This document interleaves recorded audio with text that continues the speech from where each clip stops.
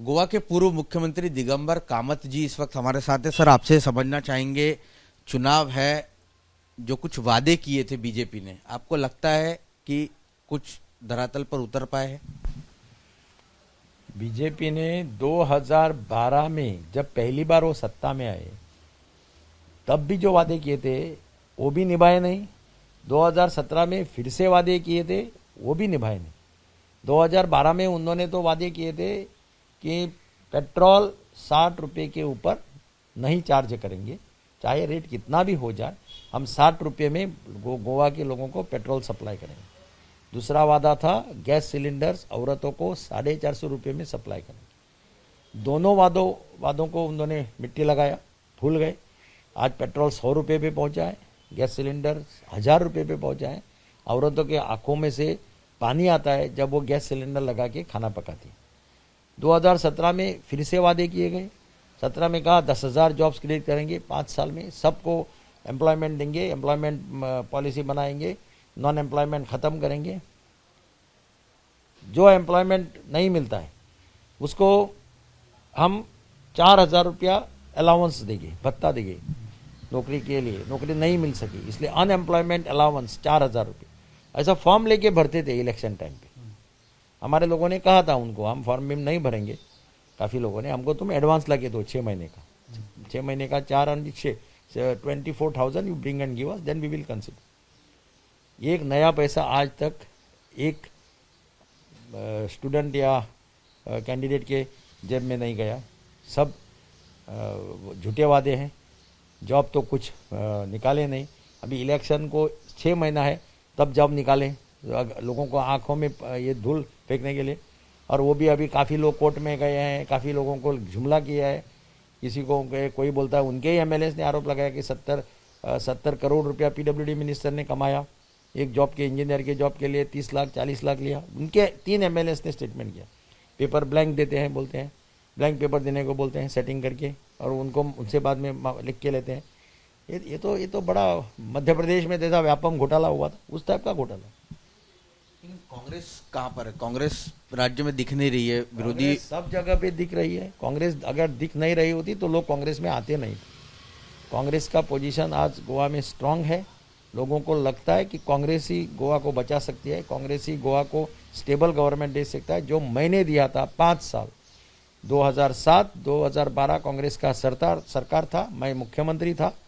That period was the period of prosperity. आज भी लोग कहते हैं सब छोटे मोटे गरीब लोगों के हाथों में पैसा खिल रहा था, स्टैंडर्ड ऑफ लिविंग थोड़ा ऊपर गया। टैक्सी वाले, रिक्शा वाले, मोटरसाइकिल पायलट, ये सब लोग खुश थे। चने बेचने वाले, खाजा बेचने वाले, फूल बेचने वाले, ये लोगों के लिए हमने अलग अलग स्कीम्स बनाए। और इस बीजेपी का 10 साल का जो कार्यकाल रहा है वो कार्यकाल गरीबी का कार्यकाल रहा है। यहाँ लोग गरीब होते जा रहे हैं।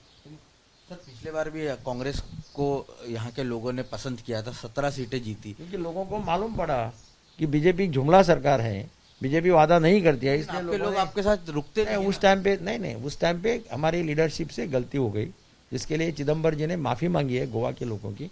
जो नहीं होना चाहिए था वो उस टाइम पे हो गया, इसलिए हमको माफ़ कर दो, ऐसा फिर कभी नहीं होगा। ये स्पष्ट आश्वासन चिदम्बरम ने सब जगह पे दिया है। एक और शरद पवार जो बड़े नेता है, उनका यह कहना है कि टीएमसी, कांग्रेस, एनसीपी इनके साथ मिलकर प्री अलायंस करने की बातचीत चल रही है। आपको लगता है कि क्या गोवा में ऐसा हो पाएगा? बीजेपी को हराने के लिए ऐसे लाइट माइंडेड पार्टी ने साथ आना चाहिए? नहीं, ये जो बात आप कह रहे हैं ये बात दिल्ली में हो रही है, ऐसा मैंने सुना।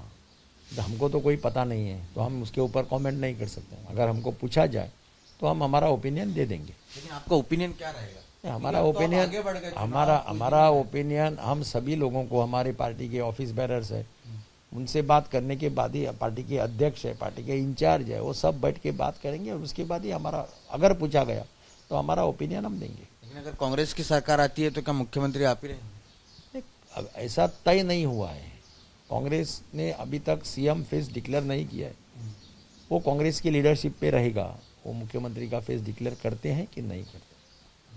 कितनी सीटों का अनुमान है? क्या क्लियर मेजोरिटी दिख रही है? और दूसरा, एक जो कहा जा रहा है कि इतनी सारी पार्टियां चुनाव लड़ रही है, जो अपोजिशन वोट है उसी में बिखरा हो रहा है, जिसकी वजह से बीजेपी को फायदा मिल रहा है। कई ओपिनियन पोल ये बता रहे हैं कि बीजेपी क्लीन स्वीप कर रही है गोवा में। सब ओपिनियन बोल रहे हैं कि कांग्रेस को मेजोरिटी मिल रही है, बीजेपी 10-12 के सीट के ऊपर जा ही नहीं सकती।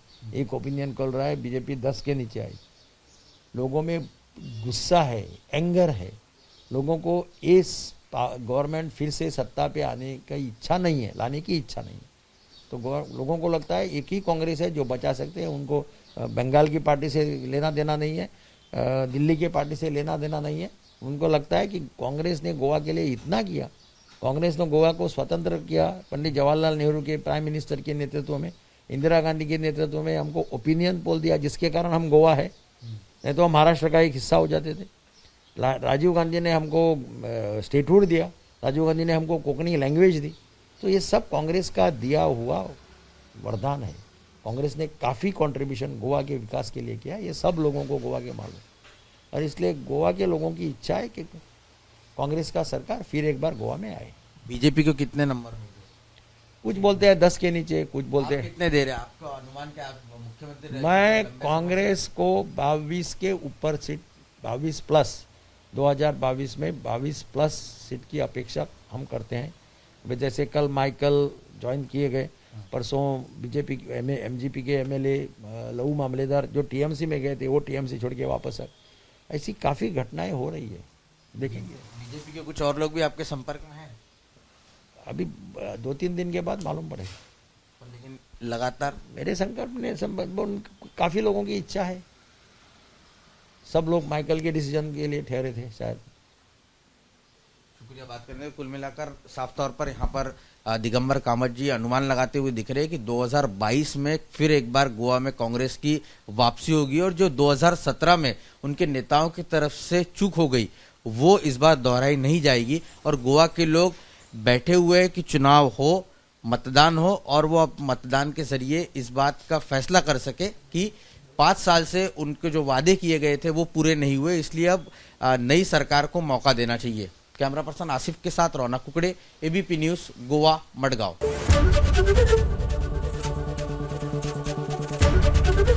एबीपी न्यूज आपको रखे आगे।